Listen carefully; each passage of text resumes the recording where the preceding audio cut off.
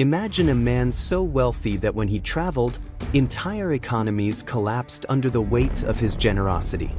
A man whose riches were so vast that even today, centuries later, no billionaire comes close.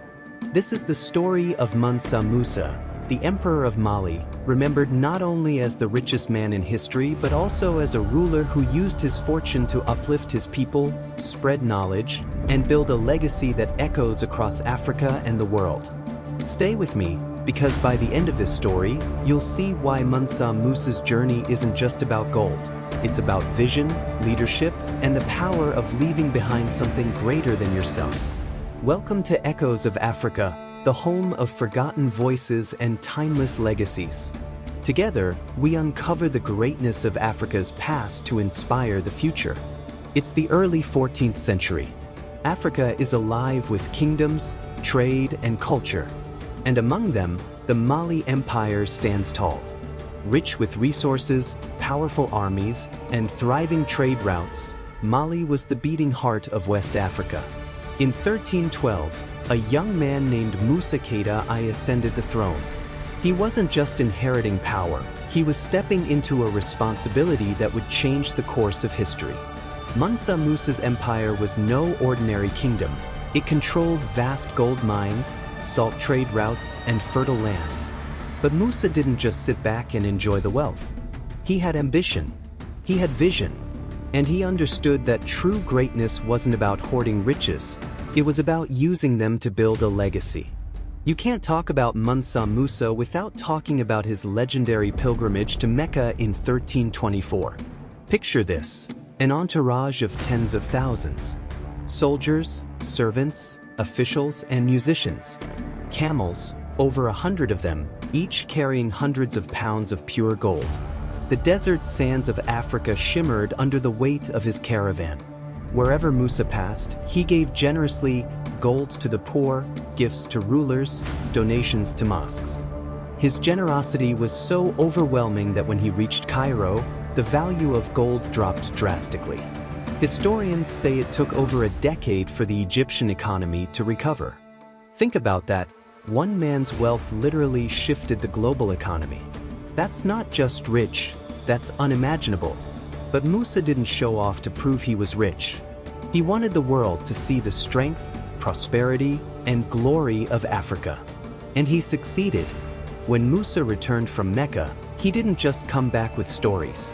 He came back with inspiration. He invited scholars, architects, and poets to Mali. He built mosques, schools, and libraries. One of his greatest achievements was Timbuktu. Under Musa's rule, Timbuktu became the center of knowledge in Africa. The University of Sankore attracted students and scholars from across the Muslim world.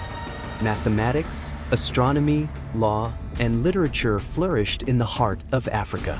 While parts of Europe were deep in the Dark Ages, Timbuktu shone as a beacon of education and culture.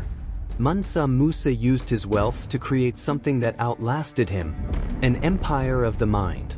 We live in a world today obsessed with billionaires. People idolize tech moguls, oil tycoons, and investors. But none of them, not Jeff Bezos, not Elon Musk, not even Rockefeller, match Mansa Musa's wealth when adjusted for today's value. So what made Musa different? First, he understood that wealth is a tool, not the goal. He didn't just spend to show off. He invested in his people, his faith, and his culture. Second, he proved that Africa is not a continent of lack, but one of abundance. Too often, history hides these stories. Musa's life shatters that narrative. And third, he showed us that real legacy isn't about what you keep, it's about what you give. The schools, the mosques, the libraries, the inspiration, they all outlived his gold. So, what can we learn today? If you're building a business, chasing success, or dreaming big, remember Mansa Musa.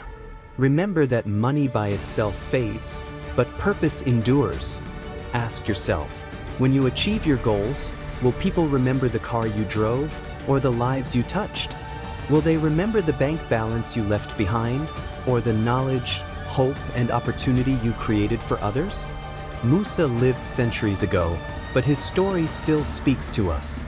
He reminds us that the richest legacy isn't in gold, it's in impact. And that's why Mansa Musa's story will forever echo in history. Not just as the richest man who ever lived, but as a leader who turned wealth into wisdom and power into progress.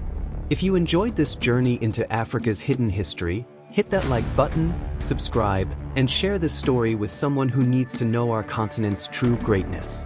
Because here, on Echoes of Africa, we don't just tell stories, we bring back the voices of those who shaped the world. Until next time, keep chasing impact, not just income.